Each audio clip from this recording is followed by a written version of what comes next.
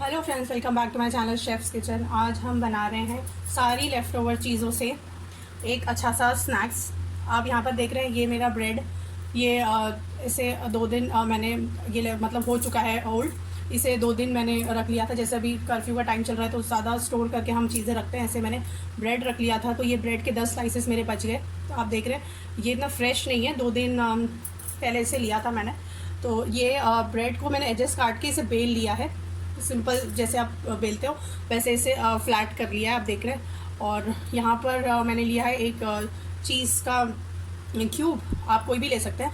Mayonnaise लिया है, ये बिल्कुल ऑप्शनल है। और ये चाट मसाला लिया है। ये आलू मेरे कल के मैंने पराठे बनाए थे, तो उसमें मैंने 2 जो बॉयल आलू है वो बच गए थे और 2 मैंने इसे उबाल लिए। करीब 3 आलू है तो 2 मैंने अभी उबाला और ये एक कल का है। तो मेरा मेन मोटिव ये बताना है कि अभी जैसे कर्फ्यू का वक्त चल रहा है तो उसके लिए आप बची कुची चीज़ों से, घर की ही चीज़ों से क्या क्या बना सकते हो, कुछ भी इन्वेंट कर सकते हो, अच्छी चीज़ बना सकते हो। ये मेरी कल की हरी चटनी है, जिसमें मैंने हमेशा अक्सर अपने हर वीडियो में बताया, जिसमें मैं लहसुन, हरी मिर्च, कोतमीर और पुदीने का यूज़ करती हूँ। आपको सिंपल हैंडफुल कोरिएंडर लेना है और थोड़े से इसमें, तो इसमें मैंने लिया है हरी मिर्च आप टेस्ट के हिसाब से ले सकते हैं। 4-5 लहसुन है और इसका मैंने कल की चटनी है, ये बच गई थी फ्रिज में भी। और ये है चिली फ्लेक्स, ये होममेड है मेरा।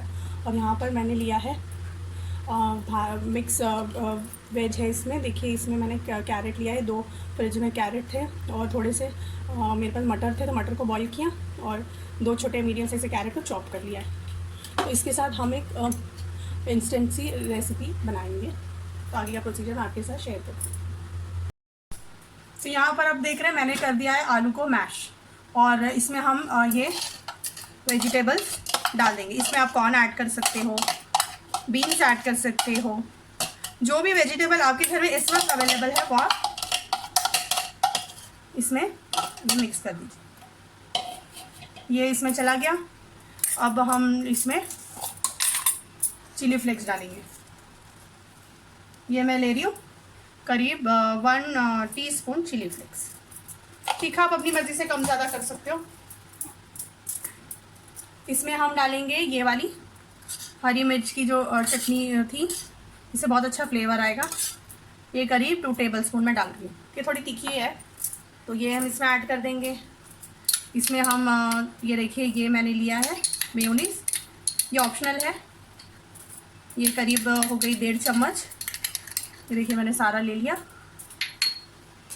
इसमें हम डालेंगे चाट मसाला, ये मैंने करीब लिया है 1 टीस्पून चाट मसाला।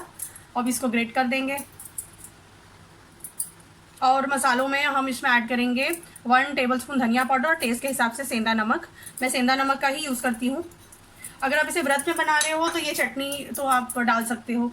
इसमें चिली फ्लेक्स की जगह अगर चिली फ्लेक्स जो खाता है वो डाल सकते हो, और लेकिन नहीं खाते हो तो ब्लैक पेपर पाउडर भी अच्छा लगेगा इसके साथ। तो चीज़ ग्रेट कर देंगे और फिर इसे मैश कर लेंगे पूरी तरीके से। इसका जो बैटर है वो रेडी हो जाएगा। हमें एकदम बिल्कुल थिक चाहिए क्योंकि हमें ब्रेड में इसे स्टफ़ करने वाले हैं।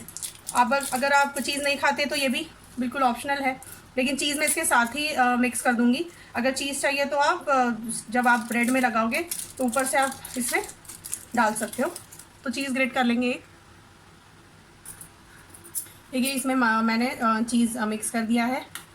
अब इसको करेंगे हम प्रॉपर तरीके से मिक्स। बहुत अच्छी हमारी स्टफिंग ये रेडी होगी बनके। अगर ब्रेड नहीं है आपके पास, अगर बचा हुआ गेहूं का आटा है या आपने गूंद के ऑलरेडी रखा है, तो उसमें आपको सूजी मिक्स करना है और फिर कर्ड मिक्स करके जब सूजी फॉर्म हो जाए तो उसमें आपको स्टफ़ करके बना देना। इसको आप फ्रिज में भी फ्रीज़र में स्टोर करके करीब 1 हफ्ते के लिए रख सकते हैं। चटनी अगर आप और डालना चाहते हैं तो डाल सकते हैं, मुझे बट ये सफिशिएंट लगी। तो ये देखिए, ये हमारा चीज़ और मेयोनीज़ का जो बैटर है वो पूरी तरीके से बन चुका। देखिए अब हम नेक्स्ट प्रोसेस पे बढ़ते हैं। ये हो गया। अब मैं एक कटोरी में पानी ले लूँगी और इसके एजेस को हमें बंद करने के लिए, पैक करने के लिए इसकी ज़रूरत पड़ेगी। देखिए अभी हम इसे बना रहे हैं। तो मैंने एक ब्रेड का स्लाइस ले लिया है और ये मैंने पानी लिया है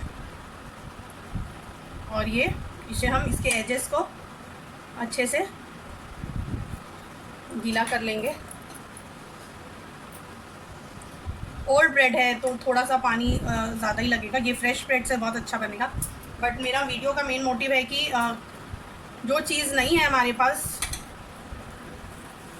तो घर की चीज़ों से आप कैसे बना सकते हैं।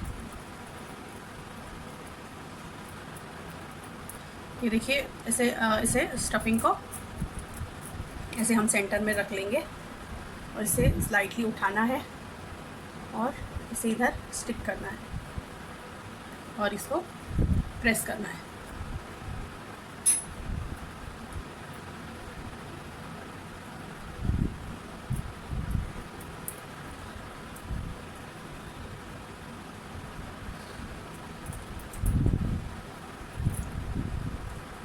इसके एजेस को हम पैक कर देंगे। तो ऐसे हम सारे बना लेंगे। ये देखिए कितने अच्छे से हमारी कोन जैसी रेडी हो गई है। तो ये सारे हम बना लेंगे, फिर उसके बाद मैं इसे फ्राई करने का प्रोसीजर आपके साथ शेयर करूँगी। ये देखिए यहाँ पर मैंने ले लिया है तेल। अब तेल कढ़ाई में आपको इतना लेना है कि इसे डीप फ्राई नहीं करना है, क्योंकि हम ओल्ड ब्रेड का यूज़ कर रहे हैं। अगर हम फ्रेश ब्रेड का यूज़ करेंगे तो आपको डीप फ्राई करना है।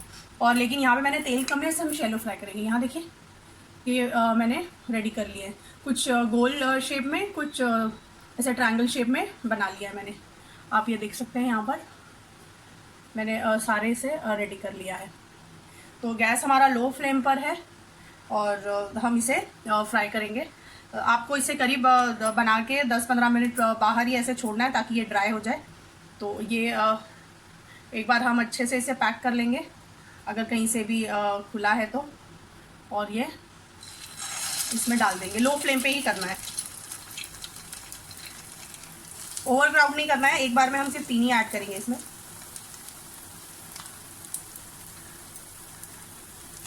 बस इतने करके हम इसे लो फ्लेम पे अच्छे से सिकने देंगे, फिर इसके बाद टर्न करेंगे। ये देखिए इसकी वन साइड मैंने लो फ्लेम पे सेक दिया है।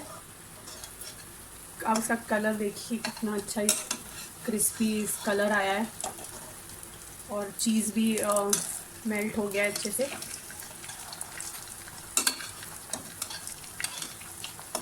ये इतना तेल सफिशिएंट है। अगर डीप फ्राई में ज़्यादा ऑयल ब्रेड है और ब्रेड कभी भी अक्सर थोड़ा ऑयल एब्जॉर्ब करते हैं, तो लो फ्लेम पे आपको इतने ही तेल में चाहे आप फ्रेश ब्रेड से क्यों ना बनाएं, लेकिन आपको ऐसे ही इतने ही तेल में इसे फ्राई कीजिए। मेरा यही सजेशन होगा कि ज़्यादा ऑयल भी नहीं पीते और खाने में भी अच्छे लगते हैं। तो इसे लो फ्लेम पे ही मैं कंप्लीट सेक रही हूँ। आपका कलर देखिए कितना अच्छा इसका कलर आया है। तो ऐसे इसे मैं सारे फ्राई कर लूँगी, फिर आपको इसका आगे का प्रोसीजर बताते हैं। इसका स्टफिंग चीज़ी मेल्टिंग, तो ये मेन है कि आपको ऐसे टाइम में घर की चीज़ों से इतनी अच्छी चीज़ बन के मिल जाती है। ये देखिए कितने अच्छे से रेडी हो गए, कितने क्रिस्पी और बहुत इंस्टेंट रेडी हुए हैं।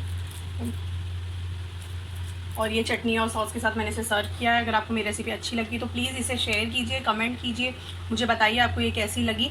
क्योंकि इतनी घर की चीज़ों में और इस तरीके से माहौल जो चल रहा है उस हिसाब से रेसिपी बहुत अच्छी बनी है।